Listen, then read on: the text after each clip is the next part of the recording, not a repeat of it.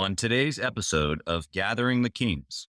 That's a crazy feeling as an entrepreneur to Yeah. have the weight of them behind you, like holding everything up. And you're like, oh, wow, I didn't have to carry all of this. What's up, everybody? I'm Chaz Wolfe. I've got Garrett Breton here on the King stage. My brother, Garrett, another brother from another mother. How you doing? Awesome, man. Great to be here. Thank you for having me. Dude, I had to say that, brother from another mother thing because we just figured out that we have some similar loves. That's for sure.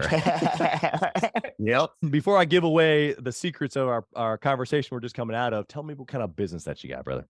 Sure. So my business is called Comfort One Shoes. We're in Washington, D.C., Maryland, Virginia right now. We have 14 locations and we focus on better grade European comfort shoes and incredibly high service level. I love it. I love the niche. It has nothing to do with what we were just talking about, though. Completely unrelated. Yeah. Those are different shoes. Yeah. Those are different shoes. Those are different shoes. Yeah. So for the listeners' sake, I gotta let them in on our secret because, of course, you being a shoe guy, I have a history in selling shoes. I did it for a long time. I ran some Foot Lockers, and you said to me, "What's your favorite shoe?" And Yeah. my response was, "Well, first off, how old are you?" We established that we're about the same age. Okay, we grew up in the Jordan era, so we had to put the Jordans in a box. And I actually too quickly I moved it over, didn't I? Mm. I said, let's Yeah, just I put this brought in it the back. box over here. He said, no, bring that box back. Mhm.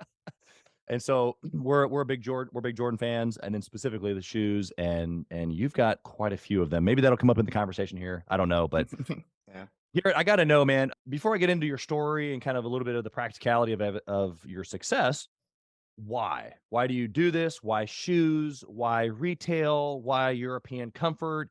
What's the Yeah. burning desire? Like, give me the deep down good stuff. Yeah, sure. So, my father was in the shoe business forever. So he started selling shoes at a little independent shoe store in Massachusetts, where he was from. He came down to Atlanta, Georgia, and was a buyer, and then did all that. So it's definitely in my blood. Comfort One Shoes, I started working here. I was 14 years old. So 1994. It's a family company. My dad started at 93 with one 800 square foot store. And from there, but he called it L1, location one. He was looking to grow.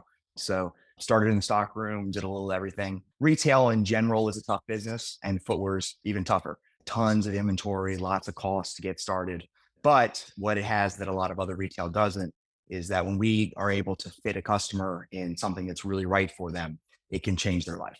And I don't mean that in a esoteric way. I mean, like, if your back and knees and hips are hurting because you're wearing the wrong thing, we can correct that for you. And you don't get that when you sell them a shirt. They might look great in the shirt, but it's not going to make their back feel better. So there's a real kind of visceral connection to the customer with footwear that I don't think is available in other kinds of retail. Yeah. Yeah, you're helping people. And it's not just the cliche, we're helping people, but like practically they come in for this specific problem and they walk out with a better solution than Mhm. they had before, like real. It's Yeah. interesting because I think back to those moments where I was spiffed to sell, the shoe cleaner or the inserts, just the extra things. Mhm. But I really did cut my teeth on like really good service and sales with shoes because I believed what you just said is that depending upon what they were looking for, whether they were training for a marathon or they were, running short distance, whether they were playing basketball, like whatever that they were looking for, whatever they came in, I could ask them those types of questions and then I could Mhm. strategically put them in the right shoe. Yeah. Obviously, you and I agree with this, but how do you think this applies to life? Or maybe more specifically, the guys that are listening right now are the ladies, and they're not in Mhm. the shoe business. We understand it, but how do Yeah. they take this methodology of you really helping your customer? How do they Mhm. take that and put it in home services or Right. tech or, fill in the blank? Yeah. So life is complicated. People have a lot going on. They're busy. They have their own deal. So the idea that they're going to be into the thing that you're into is, it's a low percentage chance of that happening.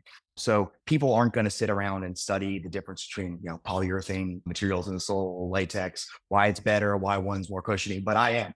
And our salespeople, we have I think, one of the best retention rates in the entire industry. Our average salesperson on the sales floor has been with us 8 years. And in retail, I mean, 8 months Yeah. is rare. You've been to, Yeah. I won't call anybody out, but I mean, you've been to one of the big box stores where Yeah. they could care less. They know less than you. Oh, So in life, if you can figure out, like, if you can eliminate a pain point for a customer, if you can take something and deep dive into it and be their resource, their expert, they will learn to trust you over time. And then it becomes just like, hey, let's be friends and I'll solve this for you whenever you need it solved. So whether that's, a great haircut, whether that's an IT problem for the government, it can be anything, but becoming a real specialist who genuinely cares. Like, Yeah. There's a lot of people who pretend to give service or pretend to care or are That's right. like every other home services company out Yeah. there instead of real problem solvers. And when you really do it the right way, people are excited to share that news with their friends. They're like, hey man, I solved the handyman issue. I solved this. Just go see my boy Garrett and you're good. And that's really where you can apply it to anything. It doesn't matter what your passion or niche is, Yeah. become exceptional at it and then give away the answers and people come back for them. Yeah, they do. They do. You hinted at it, but I want to just, make it super clear that when you give, basically, that people will come back. And what that really means for business is longevity or LTV. And because you don't want to just find another client. Like, yes, there's a ton of people that need shoes, and I'm sure you could go find some new ones. And you want to, but that guy that you just serviced, if you serviced him right with the genuineness of actually caring, he's going to come back and buy the Yeah. next pair and the next pair, and then he's going to bring his family, his wife, his kids, or whatever Mhm. the circumstance is, because he trusts you. Because it turns from like a good recommendation and caring to, oh wow, this really helped me. He did me right, and I feel safe here. There's Mhm. trust. I'm going to come back, even with a pair of shoes, right? Yeah, absolutely. Yeah. I mean, you can take it from a Yeah. transactional relationship into a real relationship. And I mean, from a purely financial standpoint, it's customers acquisition is expensive. And if you can keep the same customers over time while you're, add the new ones as well, it's Oh just a yeah. much better model long term. Yeah. The 18-year-old, 17-year-old Chaz working at a Foot Locker, I didn't even own the store, but I had repeat clients. Yeah. And that would come back to a big box store looking for me and would not purchase if I wasn't there. Hmm. And one particular client I'm thinking of was a pretty high VP and a big insurance company, which then later I was able to get a job at because I Yeah. needed to move on from selling shoes. And it was so funny because I didn't even know I knew what he did, but not really. But he was like my Hmm. boss's boss's boss in Right. that environment. And it's like I knew that guy. He would only come back and spend his money with his family with me, a Hmm. 17-year-old kid. Yeah. But it's Yeah. I mean, because of I can't say how many times that kind of thing's happened where like, a great waiter, a great bartender, a great haircut, or like, it doesn't matter what it is. Once you see like, all right, this person's passionate, cares, is the right kind of person, yeah, shares our values, then all kinds of opportunities open up. And that's true of people that I'm, hiring, but it's also true of people I'm investing with now and doing real estate deals with or whatever else it that's is. right. Like they trust me. I've showed up. I give freely without warning. And then eventually it all boomerangs back. It's cool. Yeah, these are really, really, really important principles. I hope the listeners taking good notes from you. I want to know practically how the story began. You gave us little tidbits. Dad started Sure. the store. You started there Yeah. at 14 years old. But like, how did Yeah. you become who you are today? Give us a little bit of that. Gotcha. Yeah. So, I mean, when you're 14, you don't know what the hell you want, Yeah. So I showed You were up. looking to make some money and buy some Jordans. My dad told me what time to get there. And I showed up and started doing it. So from, that perspective, like that's how I got pulled in. Yeah. And then, not that quickly, maybe 5 years, 10 years, it was probably my early 20s when I really decided like, oh, this is something I want to do. This is a Yeah. career. I see a path for me here. And then once I made that decision, it changed. I was Okay. much more invested in it and started, I remember like the first time I got promoted to be manager, I think I was 20 years old, 6 years of experience at that point. And And I you was held like, on to it too, I'm man, sure. yeah. And I was like, oh man, now I'm the boss. Like now I don't have to do any of that work anymore. So, I got in there, wrote these long lists, signed everything, went to lunch, did that for, 3 weeks before the entire staff quit. Yeah. So you learn those kind of lessons. And that's, for me, other people are, they're smarter. They can learn from other people's mistakes. Me, I gotta do them on my own sometimes. Yeah. So, and then I came back and I was like, oh, well, that's not great. I Now now I'm have to do now I'm a the whole salesperson checklist. again. Now I'm a salesperson again. And we'll see Yep. if I can rebuild it. And then, when the students ready to teach your peers, I think that's something that's been true for me always. There's a guy, Sean O'Neill, who was, a manager of our biggest store at that point. And I saw how he worked, how he treated people, how he got the best out of people. but also how we saw the best in people, sometimes even when they didn't see it for themselves. And, in me, I wanted to be better for him. And it was, it was my dad's company at that point, Yeah. but that's what I started to emulate. And it took me years to develop that. I'm an introvert by nature, but in sales, like that's not an option. So, getting millions of reps, I don't know how many, you get to relate to lots of different personality types. That's right. You get to open yourself up and, and see what happens, be vulnerable. Lots of people are going to say no. And in any other, in lots of businesses or lots of, I guess, areas of life, when people get rejection, they turn in the opposite direction. And in business, I think if you ask 5 times and you get 4 no's, you were successful. You got a yes. And that was something I had to learn. So, from there, I became a better manager, became a district manager. I got into the buying department, and from there learned the other part of the business, the numbers part, where you have budgets and you've got, margin goals. Yeah. And I came in there again with a false sense of how smart I was. And, I'm like, I know what to pick, and, I can predict the future and what's going to happen. And in there, I learned the lesson of like, I'm going to be wrong a lot more than I'm right. So what I can do though, is I can affect the terms and the conditions under which I'm guessing. So I can partner with vendors, brands who are looking to get into our stores and, want the distribution. And then I can, agree up front, like, hey, when they're not in your store yet and they're trying to sell you something, that's your best opportunity to get better terms. So I can say like, hey man, I think this is going to work. Here's why. We have this amazing set of stores in a wealthy area, lots of visitors. It's a great place for your brand to be, but I've been wrong before. So like, what happens if this doesn't work out? Is there a way to return the product and swap it for something else? Is there some kind of protection? So if I have to mark it down, we can do that together and share the risk. And, people are generally reasonable. They understand when you're making a legitimate business case for something. And they can see the overlap of interest where like, this could benefit us both if it works. And if it doesn't, we'll, share a bit and move on. So I learned that lesson there that I've applied to lots of things. So this is a long answer. Sorry. No, it's good. Keep going, man. Keep going. Yeah. So maybe 13 years ago, there was another like game changer for me. There was a class offered at Loyola College, their next gen business school. So the National Shoe Retailers Association, which is an organization we're a part of, offered scholarships to attend this. So I went to the school and there learned, where my gaps were. Maybe I learned a little bit more about how emotion is important as a motivator and how I can't just ignore it and go all logic. You can't just, cut that out and be a leader. Yeah. And there I started to negotiate with my father in terms of like, hey, I want to take over this company. How would that look? Here's what I would expect out of it. What do you expect out of it? And then you can kind of start hammering that out over 2 years. I think it took, we got a buy sell agreement with a 10-year timeline. So we started to like execute that. At that point, I bought a third of the company. And my wife and I had been buying real estate. I bought my first rental property when I was 21. She was 20. So like we had been doing that on the sideline. Yeah. And we were able to borrow against that portfolio to buy into the company. And then as of January 1st, I bought the other 2/3 from my father. And I'm really proud to say that I brought on Sean O'Neill, the guy who had taught me how to lead, my mentor, and he's a partner now in the business. I never looked at him as like an employee, but I always thought him as a partner, and now he really is. So that's pretty awesome. Wow. I mean, I think if we ended the show right there, I think it would like, wow. Yes. Awesome story. Love the ending with Sean. I was wondering what happened to Sean. Yeah. So many principles in there, dude, of humility and education and learning and leveling up. False ego. Yeah. I love the real estate play in the backdrop. I think most entrepreneurs are like swimming in the idea of how do I do that?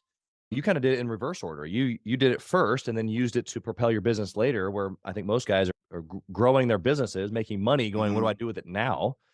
But I love everything that you just said. Inside of that, you already gave us some really good and bad decisions. But I want to know like the good decision, like where you're like, this one thing that I did has led to a lot of things, or it knocked over a lot of the other dominoes. Maybe it's already something that you said, but I want to hear this succinct answer. Yeah. So, I like my newest good decision the best. I might have another one in a few years, who knows? But I was turned on to the book Traction from some really good friends. and read the book. And, I read a lot of business books, and I can glean something from all of them.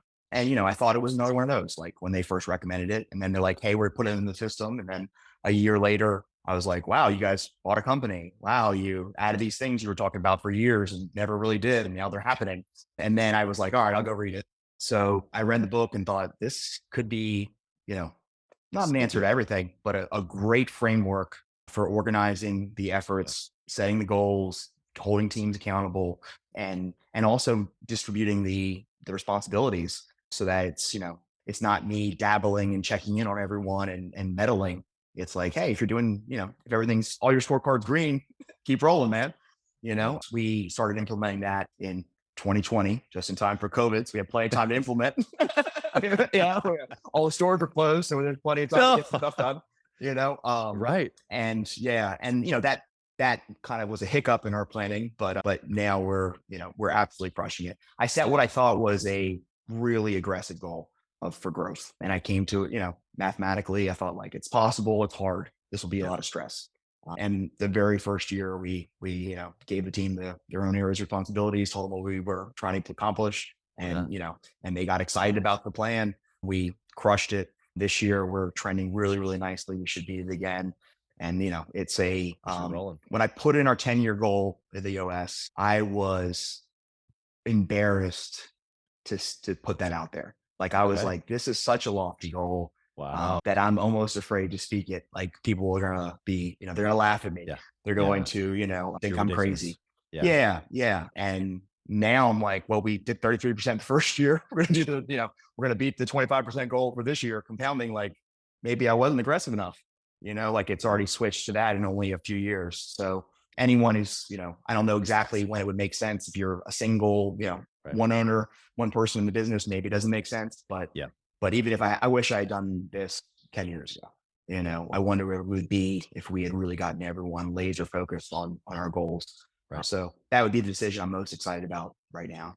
Yeah. I mean, well done. Well done. I think that the result is showing for itself. I want to hit on two things. Inside of the implementation of EOS, you said that they got excited and obviously they're crushing the target. Do you think that there's a level of like clarity for them and that's why they got excited? It wasn't just like, hoorah, here's the next target, let's run. But it was like, here's what it is. It's kind of crazy maybe, but then like reverse engineered all the way down and then all the way down to your scorecard. Here's what I need you to do. And so it like made it manageable for them to be able to wrap their brain around.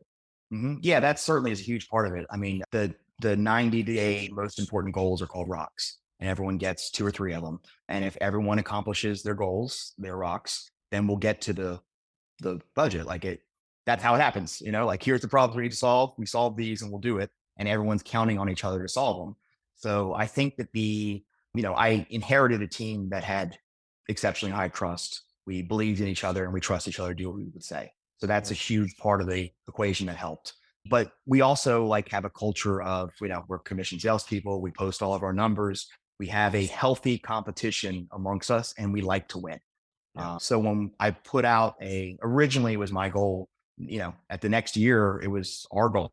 That was a beautiful thing to see where it wasn't me pushing the crazy idea. It was like the team going, maybe we could do more. Maybe we could do this. So it really was organic from them. And if you have a team of people that are, that like to win and that trust each other, they're going to get excited about big, exciting goals. So I think that was a lot of it. Having the framework and break it into bite-sized pieces, because we do have different, personality types on the team. Your finance department probably shouldn't be pie in the sky, big, we can do anything, buy everything. You want them to be conservative and to be numbers focused. So that team likes we all have a scorecard. We're going to have budgets. I can hold people accountable that way. To the decimal point. Excited about that. To the decimal point. That's right. No rounding up.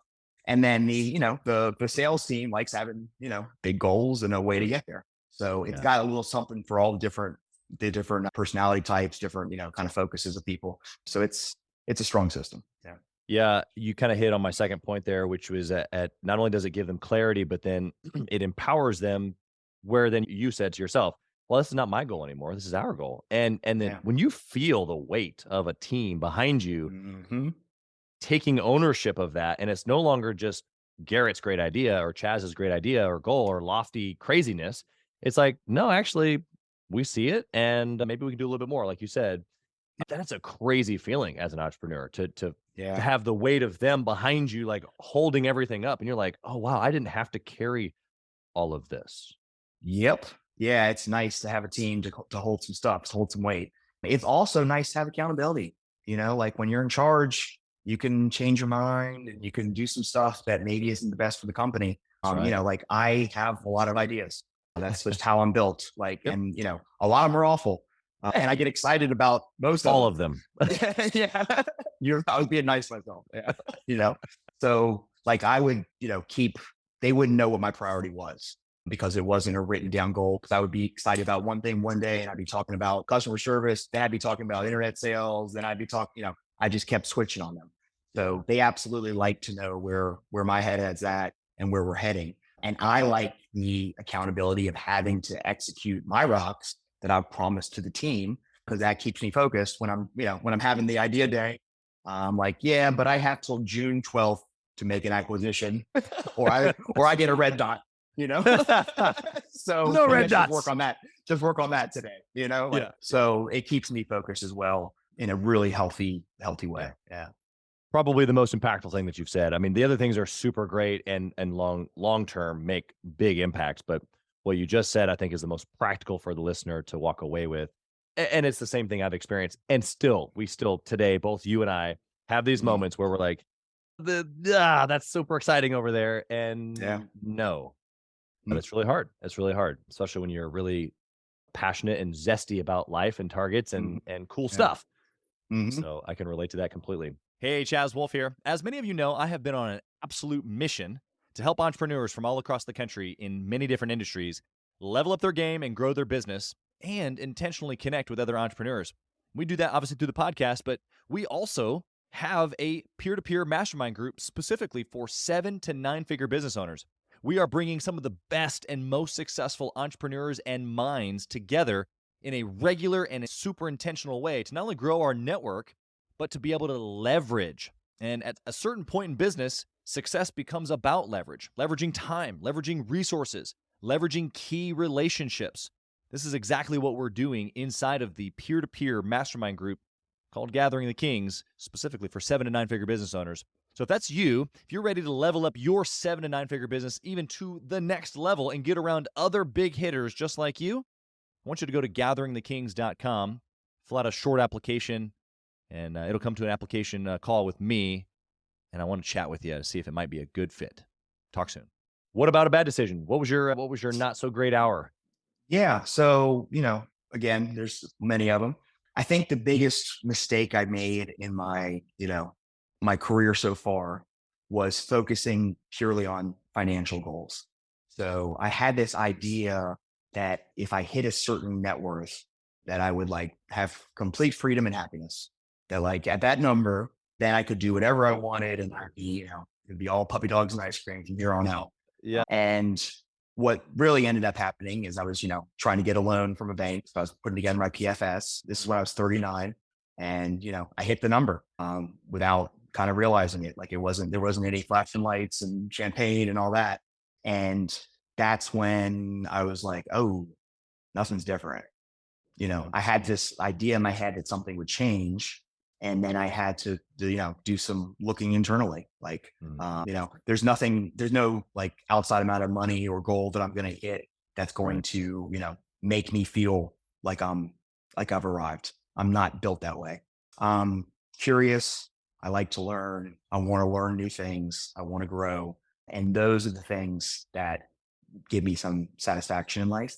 But the day that I, saw that I'd hit it, it started like an existential crisis. I had to really evaluate who I was, why I got there, where I wanted to be, and was I supporting was I really being truthful to myself and authentic and doing things daily, habits, just actions that were getting me closer to the person I wanted to be?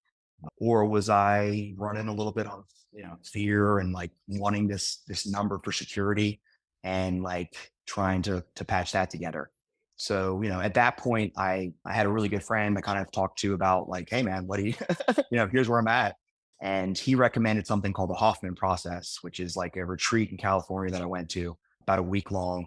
And I really deep dove on myself again, like who I am, how I got to be who I am. What are the like unconscious behaviors that I'm just doing? They call them patterns because I've done them before. Like I'm just in a rut. And then which ones are awesome? Like, Yeah. I have a work ethic that was instilled to me from my father and from his father. It comes down through the Bretons. You can see them all busting their butt. And we get, you get love and you get approval and you get all that stuff when you work hard in my family.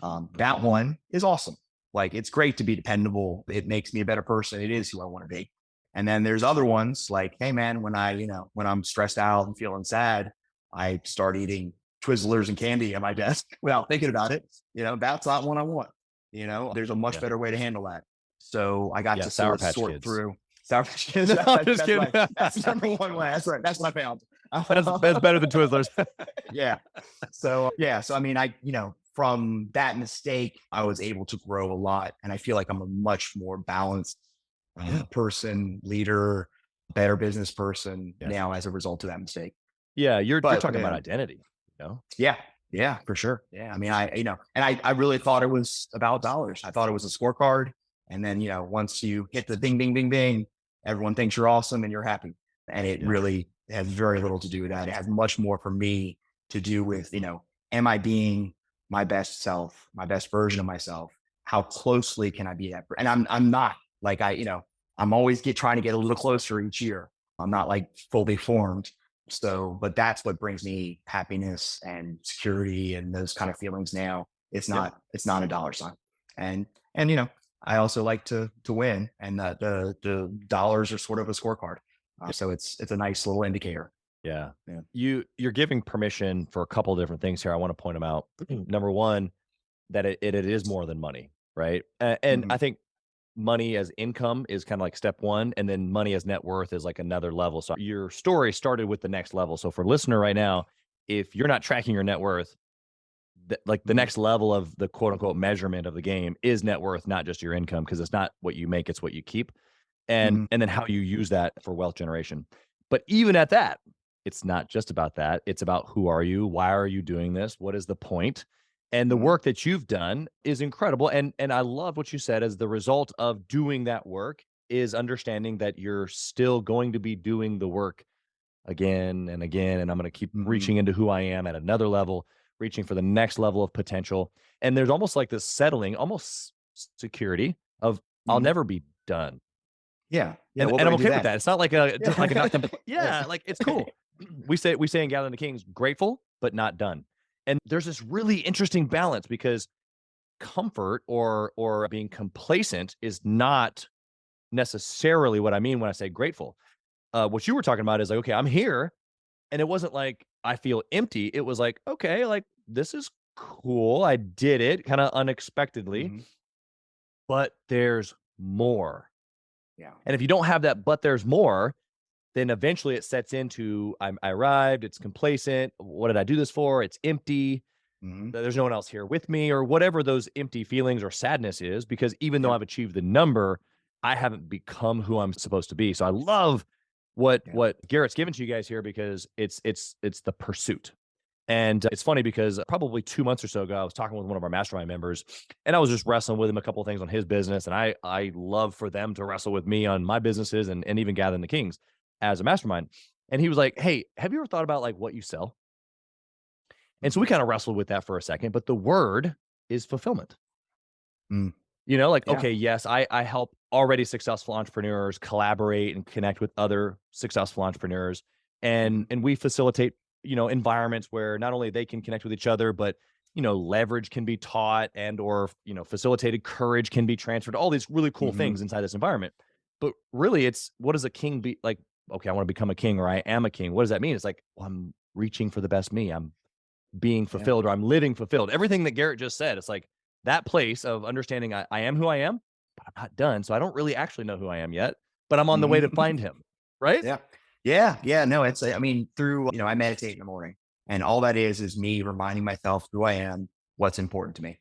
And then when I go into the day, I have a much better chance of being that person and doing things that serve that goal than I would if I just went in hot and just kind of there's winging it all day. So yeah, and I have to remind myself of it every day.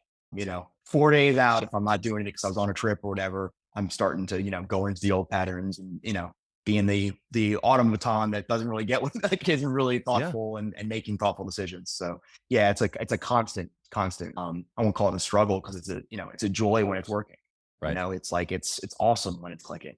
Yeah. And sometimes I'm in that flow and I just want to get into that flow a little more, like maybe tomorrow I get 6 hours of it instead of 5.5, so that's really what I'm pacing for. And, getting money wasn't a bad goal, but I didn't understand why I wanted it. What I was really looking for was freedom. I wanted to be able to do the kind of work that I wanted to do with the kind of people that I wanted to do it with, and then from there, like everything kind of works out. Like, I'm working with smart people who are hardworking. We trust each other and we're going after exciting goals. We're going to make more money, but it's not the destination that I care about as much today.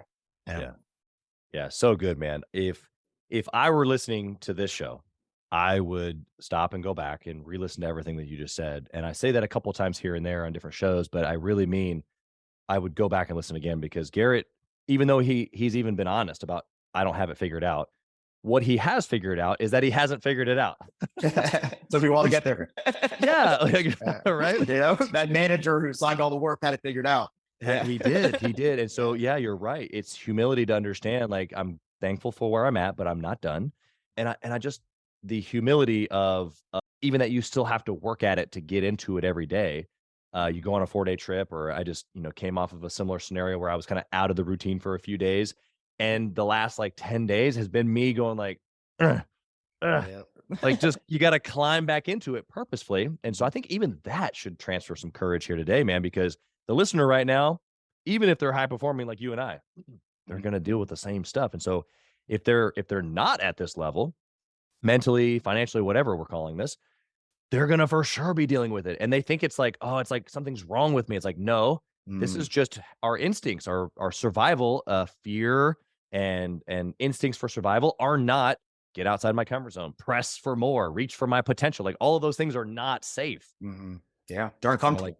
They're uncomfortable, and I had to get used to being uncomfortable. And, there's I think it's right, maybe traction, I don't know. I steal everyone's ideas. So I'm not sure where they come from sometimes. After like the fifth time I say it, it feels like it's mine. But, oh man, I lost what I was thinking. Oh gosh, I don't know where I was going with that. Sorry. No, that's okay. My fault. I want to ask you some speed round questions here. So if you think about what you're going to say, just pop in here. Sure. The first one's around KPIs. Obviously, you run a huge business, and I know you're tracking all kinds of stuff. You got sales, you got the back end, you got purchasing. The one thing that you track forever and ever, what is it? Oh gosh. So we try to track lead indicators so we know what the business will do, so we're looking when times are good. I have a tendency to get complacent. Like everything's good. We're all super smart. And that's when I get out of the habits that got it to good. And that's when it goes bad again. So we try to constantly track what we call quality numbers. So anyone can hand you a shoe that you asked for. So it's second pairs, it's attachment rate. So are we adding on Linkos, which are a really cool custom insole that make every shoe better? So we're looking at those quality numbers, which is an indicator of how well we're doing the process over and over and how well are we executing. And if we're executing at a high level, it doesn't matter what the world does, what the economy does, our results will be better than they would have been if we got complacent and got out of the habits. So I try to measure habits. For like personal KPI, it's, did I meditate today? Like if I'm doing that, I'm getting in the flow. Yeah. Love that. Yeah. The measurement of habit or the measurement of complacency, if we're going to put a little negative emotion on it, that's interesting. And I think it's really good. The scorecard for that should look really fun. Yeah. What book, you've already mentioned EOS, but what book or maybe podcast or other business resource would you recommend? Yeah. So gosh, I liked Good to Great was a classic for me. That gave me the idea of like hedgehog, take what you're good at, get rid of the distractions and do the good thing over and over and over again, and you'll become the best at it. So that was like a focused kind of thing that I really got out of that. I liked the, 4-hour work week. From there, I learned like to scale you have to systemize. My goal wasn't to get down to a 4-hour work week and autopilot it, but in order to grow, we had to systemize. And I got a lot of those ideas from there. So those would be a couple that, I would recommend. Yeah. And retraction first. He takes a lot of those ideas and puts them all into together. one. Yeah. Yeah. You mentioned earlier about mentioning a lot of things from a lot of other places and eventually becomes yours. I think EOS is a great compilation of that.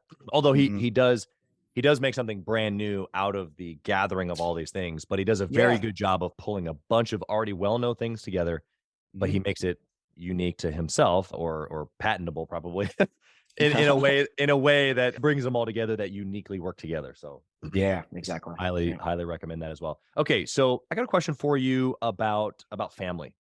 You being in a family business, being second generation, that's interesting. My question is around obsession, and I'm just not a fan of the word balance. I believe that in order to be successful in a business, you got to be obsessed, have a burning desire. I believe the same for my family, my wife, my kids. My question is, how do you, Garrett, obsess over your family like you do your business and at the same time? And it's not one. Yeah. So that's a fascinating question. I love it. So what I'm thinking of right now, and again, everything can change tomorrow, but I see a ton of myself in my girls. So I have 2 girls and I can see them bumping into the same things that I bumped into. I can see the best of myself in them sometimes, and I can see the worst of myself in them sometimes. So this kind of like self-improvement, self-realization thing that I'm super into, which is, for me to be one of the things I need to be happy is a perception. Doesn't have to actually be true, but I have to feel like I'm growing and getting closer to my authentic self and being a better version of myself. And that, because they look like, little reflections of me, shocking how I can, I'm always thinking about myself. Trying to keep them from making some of the same mistakes I made, but doing it in a way like, people can always tell me like, hey, that was dumb, don't do it. And that never worked for me. Like I was like, well, yeah, you love the rules. I like to, I like to get in there, figure out what's going on. That's right. And then, try to break them. So telling them like authentic, real stories that I wish that I had been told, I wish I knew my parents a little better than I do. Like I wish I really knew them when they were 16 and did dumb stuff. So those are the kind of things I share with my girls now. So when they're having trouble at school or they're doing something that I've already made that mistake. I've already done this. This is how it made me feel. And this is why I do it differently now. And then like not telling them what to do, make your own choice now. So that's the kind of stuff that gets me excited about being a dad, is the chance to maybe they'll do it a little bit better, a little bit easier than I did it. So yeah, that's for sure. Yeah. I love your decision-making kind of construct there. Really, that's what a good dad is like, I'm going to build you up. I'm going to give you all the things that are necessary.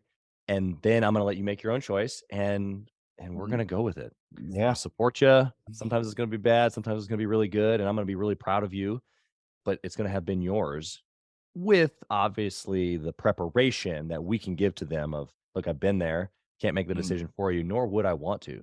I'm not going to rob you of that. Yeah. My mistakes are what define me. Like that's where I've learned the fastest. That's where I've learned the deepest, and real change has come from the pain times, like the time when things were uncomfortable and I needed to grow.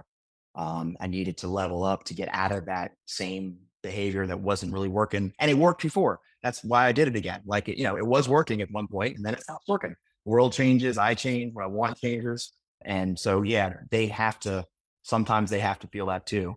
And then other times I can help them. I can let them feel some of my pain and they remake a slightly better decision than we would have before. That's right. Yeah.